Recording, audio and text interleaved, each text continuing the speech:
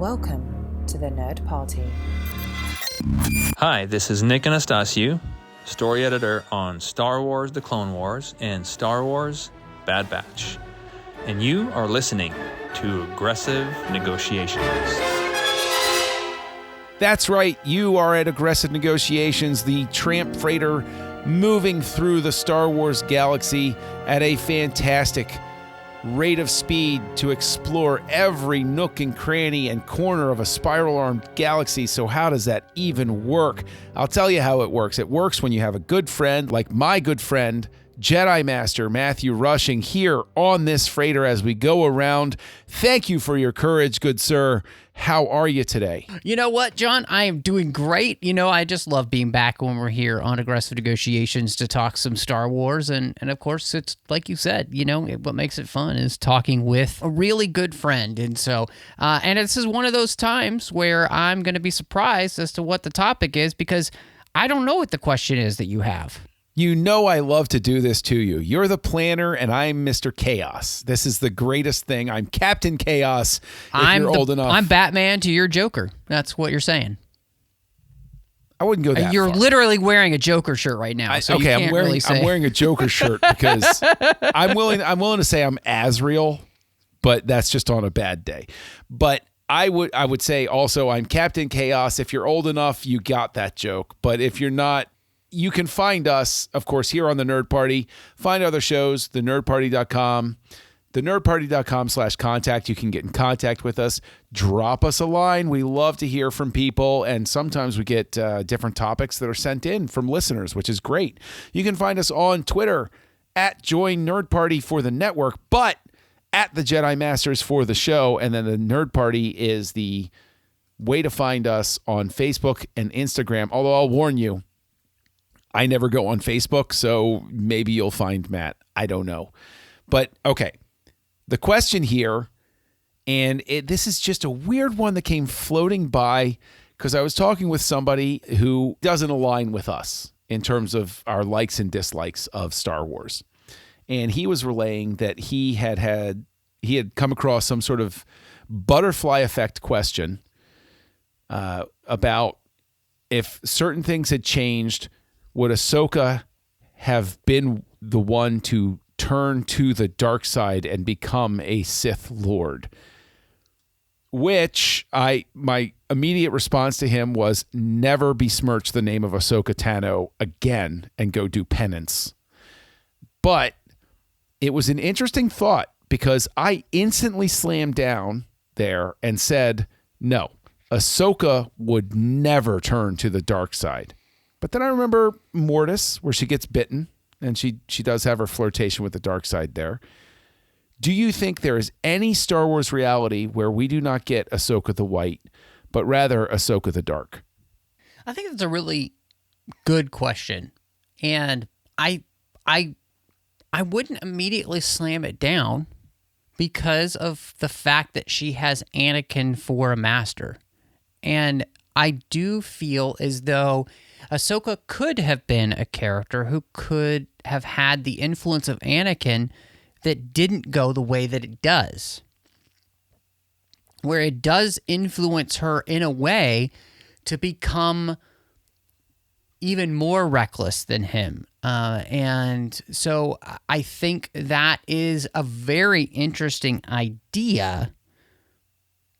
I do think that one of the things that keeps that from really being a possibility, though, is that Ahsoka is not just influenced by Anakin.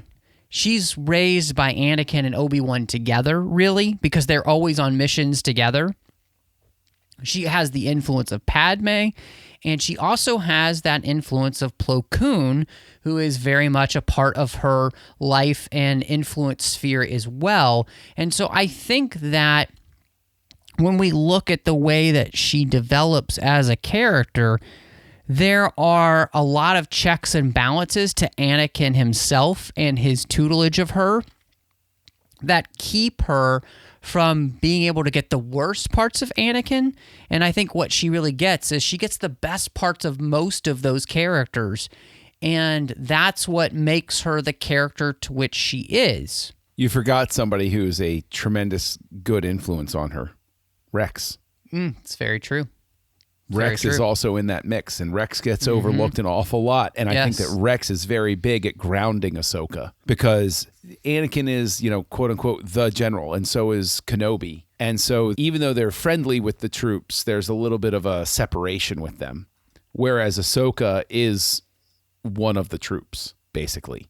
She relates to them on a very, very personal level, Rex especially. And it's for that reason that I think Ahsoka the Dark is an impossibility. Ahsoka to, quote unquote, turn evil on Mortis, she gets bitten by an agent of the sun, if not the sun himself. I forget whether the little gnome creature was... It's the sun himself, yeah. Yes, the sun himself, you're right. Forgive me in my old age. It's been a couple of months since I watched the episode, but... It's understandable. That is a direct influence. Ahsoka is always meant, I think, especially from the moment where she is saved on Mortis, to have a higher calling than falling to the dark side. And I think that what is key about Ahsoka is, while Anakin's arc is an exploration of free will versus destiny, Ahsoka's arc also kind of is, everybody's arc is really in the stories, but Ahsoka, through the whole time, there's no indication that Ahsoka would ever fall prey to the dark side. And what I mean by that is, if I take Rex out of the equation, she's still got all of those other influences. If Obi-Wan is her master instead of Anakin, I don't want to say 0% chance there. I honestly think it's Anakin's tutelage that would keep her from ever turning to the dark side, specifically because her whole, and we've talked about this in the past, Anakin serves as a bad example to her enough times that she knows how not to behave. So the best way he can teach her is by being a bad teacher, so that she can improve. Like the same way any child looks at a parent and is like, I don't want to be that way. And so, I love you, I respect you, I understand you, but I'm not going to be you when I grow up. Well, and I was also thinking the way in which Anakin's example of how not to do things also is an implication for her, and the fact that she wouldn't be dark, because we see her know what's going on with Anakin the same way Obi-Wan does, right? And yet I think Ahsoka has an even clearer picture of who Anakin is. We and especially we see that the very last, when she walks away from the Jedi Order, she knows. And yet she's able to do the very thing that Anakin can never do, which is to walk away from the Jedi Order. She, because of who he is, she chooses to not go down that path that the rest of the Jedi are on. She chooses to find her own way. She chooses, in many ways, to trust the Force. In the same way that Jin's mom tells her, trust the Force, right? And at the beginning of Rogue One, Ahsoka does that very thing as well. And that's what leads her to another place, to being a different type of person, to being the Jedi were meant to be in the end. Right. No, and that's the thing, is like, then we get into, and I know we've touched on this previously, but the fact that Anakin, the whole reason Ahsoka wouldn't turn to the dark is because you're right, she walks away from the Jedi Order, but also Anakin himself is the indictment of the Jedi Order. He's a product of the Jedi Order. All of his pride, all of his failings, all of those things are yes, he has these personal failings, but it's the Jedi. Anakin getting trained by the Jedi and remaining a Jedi is why everything goes wrong. And I think that's probably why I wind up, just immediately dismissing the idea of Ahsoka the Dark.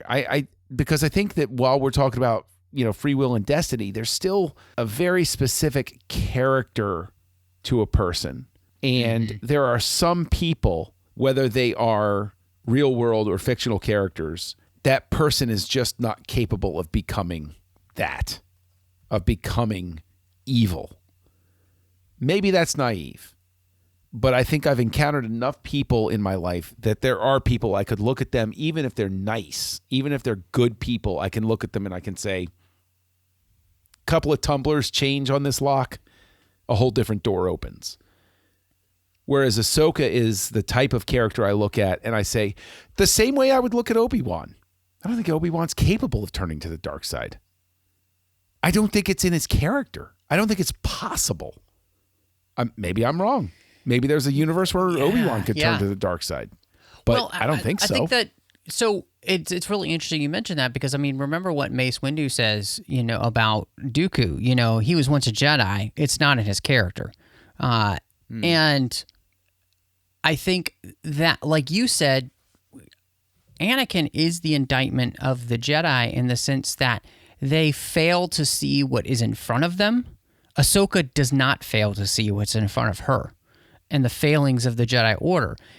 What's interesting is that, and we see throughout that too, Obi-Wan has begun to see that, but he's still trying, I think, to fix it from within and trying to kind of almost deny it. Yoda is definitely starting to see these problems.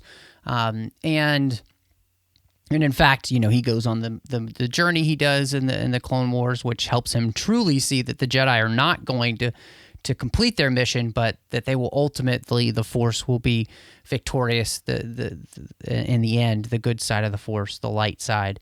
And so I do really think that the idea of Ahsoka going dark, I think the whole point of her was to kind of allow, especially a younger group of fans, to truly be able to understand the ramifications of what's happening in the prequel era with the Jedi from a character that is their point of view. Mm-hmm. And Ahsoka, therefore, allows us to get that.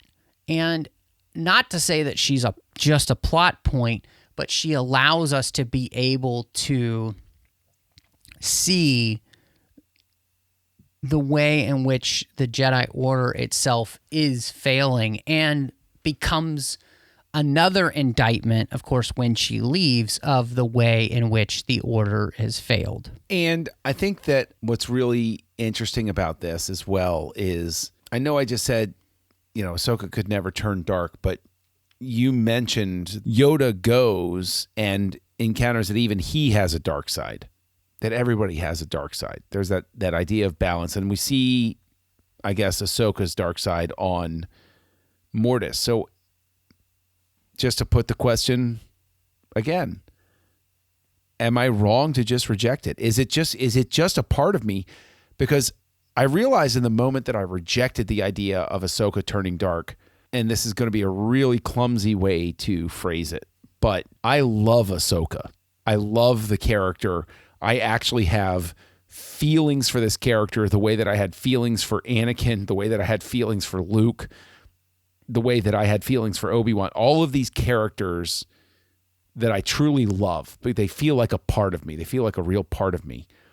But for some reason, I love Ahsoka just a little bit more, and I can't believe that she would ever, am I forgetting one of the principal rules of Star Wars that anybody can go dark? Or is Ahsoka truly untouchable? I don't, and I go back to my answer. I don't think Ahsoka is untouchable, but I do think that, like you said, where the characterization of Ahsoka is much like the characterization of Obi-Wan. There seems to be this innate goodness that makes it very difficult for you to believe that they would ever turn, that they would ever make that choice to be dark, or to embrace the dark side. And there's a beauty in Star Wars in that way, because that is, I think, very true to life. There are characters and there are people that I know in my life who have a much easier time of embracing the light and staying in the light. And then there are many of us who and I would include myself in this, who have a harder time saying no to the darkness. Yeah. And I think that's one of the ways in which Star Wars is actually very realistic in giving us this ability to be able to see those types of people in our lives and in the world around us, to which we would look at them and say, oh man, I don't ever see this person choosing to go towards the dark. And I think Ahsoka is written in a way that makes that very difficult to even comprehend that happening. Now, like you said, I wouldn't automatically just disregard it, but as we talk about it, it makes it difficult to find a way to argue towards that ever really truly happening with this character.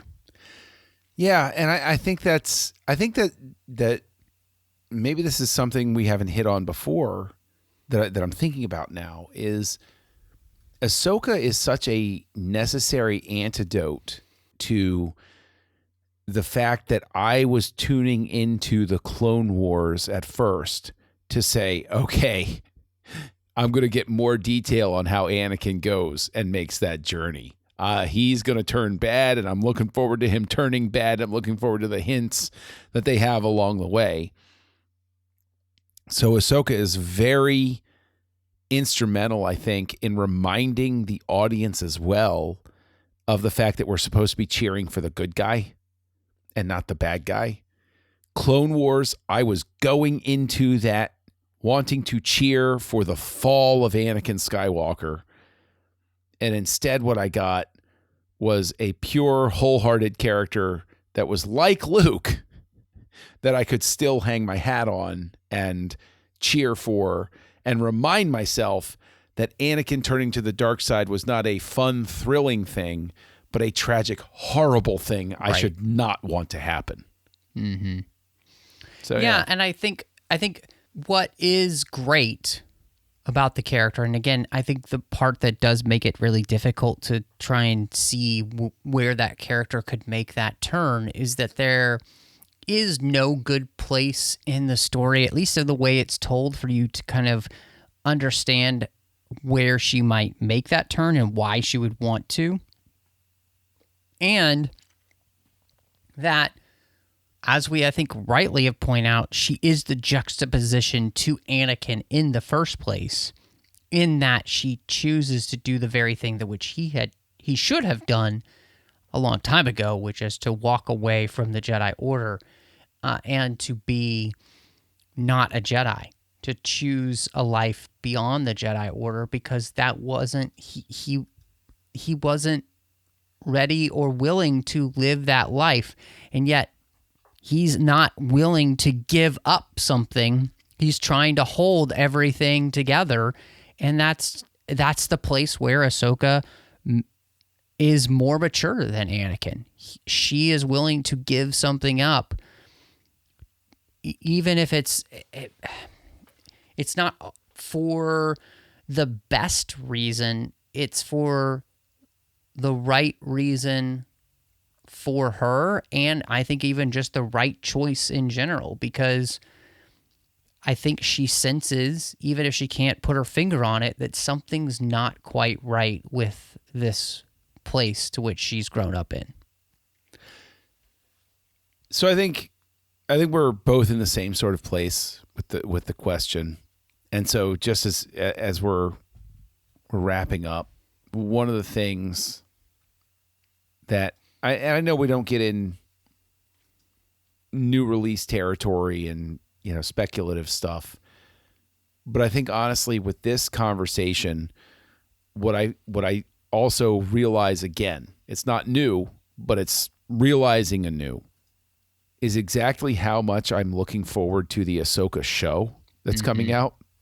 Like how much I realize I have emotionally invested in that show, and that I'll never be able to convey to somebody who... There were people where the first time they encountered Ahsoka was the episode The Jedi in the second season of The Mandalorian. So as we bow out here with this conversation about could Ahsoka turn dark, how on earth could anybody understand how important this character truly is without going back and watching those shows? And as much as I'm looking forward to Ahsoka, I get a little bit butterflies in my stomach because I don't want to encounter anybody that says, yeah, but I don't know why they're spending time with that character. Like when I spoke with somebody one time where Ahsoka, my wife, Ahsoka, the first time she ever encountered Ahsoka was that episode in The Mandalorian. And when she asked some innocuous question and it turned into me giving a 20-minute lecture on why she should care so much about Ahsoka, right?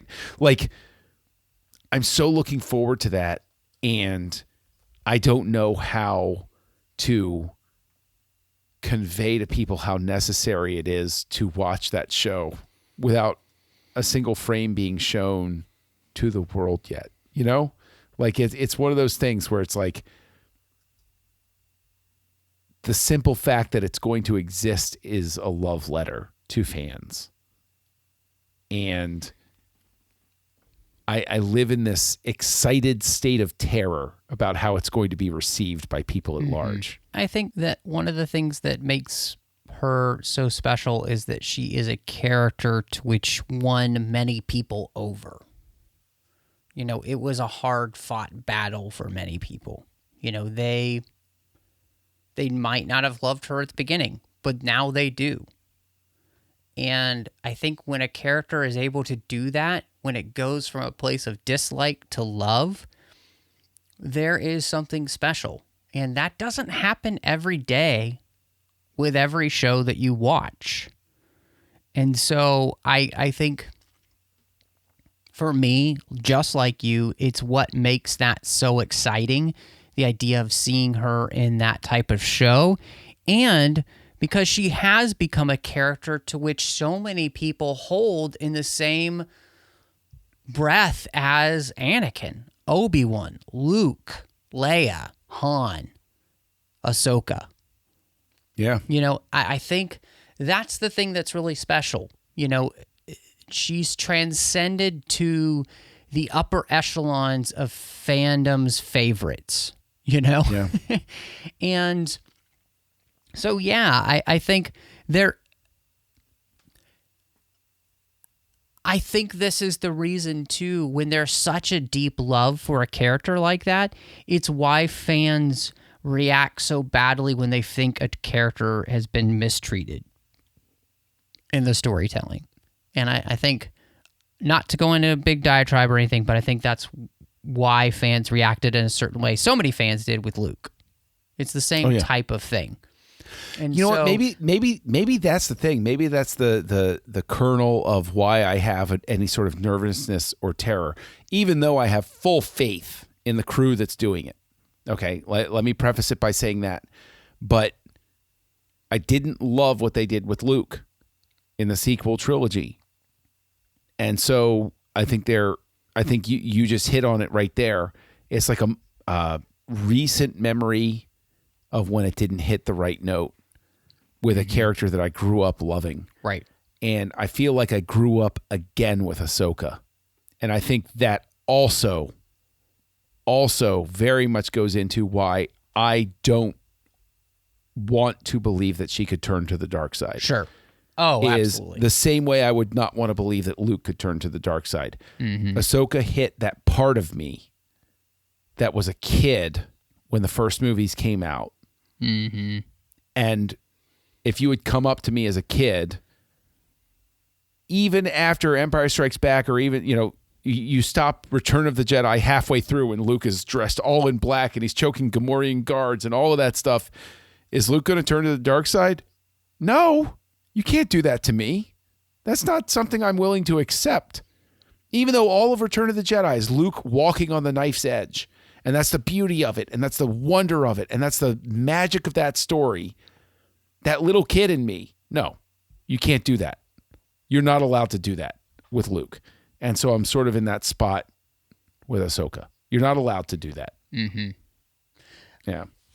Well, and I think that's think how interesting that is that a character has wormed its way into your heart to the point where you don't want to see anything bad happen to that character, where that character has meaning for your life in a way that goes beyond, any sort of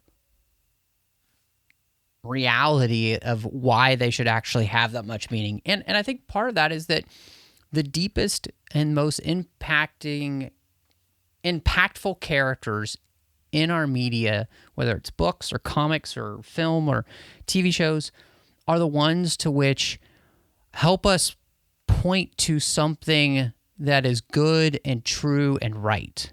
And in the end, Ahsoka is that character who helps us point to something that is good and true and right, which is loyalty, faith, trust, all of the beautiful things, right? And we don't want to see that character demeaned or spoiled in any way, because we live in a world that doesn't exist much. And we want those, we need those things, and we need to be reminded that they exist. And so, yeah, it's interesting how, philosophical we're getting, but I think it's the beauty of Star Wars. It's the beauty of what George Lucas tapped into all of those years ago, is that we do need those reminders. We need those hallmarks in our media that to which remind us that there are good things to hold on to that should be held on to at all cost. And these characters remind us that, yes, it's worth doing even with our lives if needed. The Samwise Gamgee principle. The character that you never, ever want to believe could go bad. It's true. Absolutely. Yeah. Well, it's a good point. If people want to explore this with you and entertain the idea of why you could go bad, where can they find you online? Oh, I already can and have, so that's not a question. But you could find me on social media under the name MattRushing02. I am also here on the network talking about a major character that many people loved called Harry Potter in a show called Owlpost. We talked about every single chapter of that series, one chapter at a time, Drea Kaufman and I. And over on the TFM network, doing a few different shows. One is the 602 Club, which is our general geek show talking about all of the fandoms we love. So, maybe some Star Wars, some Bond, Marvel, DC, all that kind of stuff. Plus, there's some shows in that feed as well that you can find that John and I have done. One is Snyder Cuts, where we talked about every single thing that Zack Snyder's directed.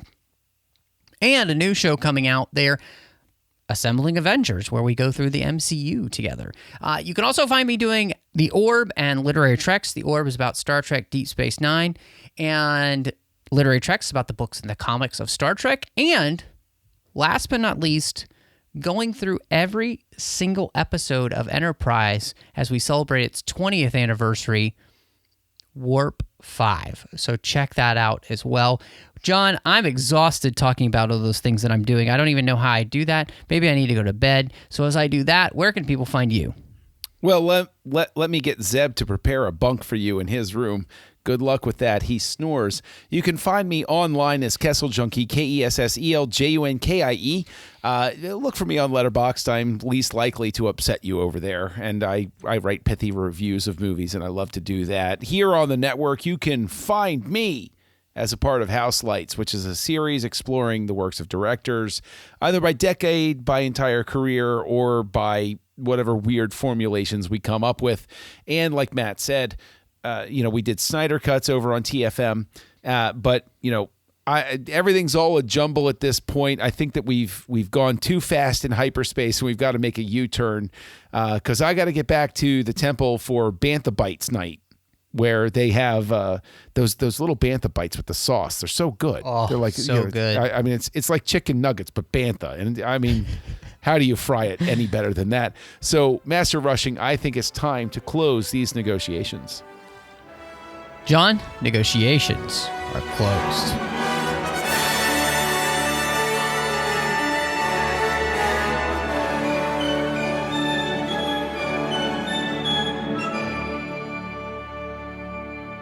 Bantha Bites actually sounds delightful, doesn't it?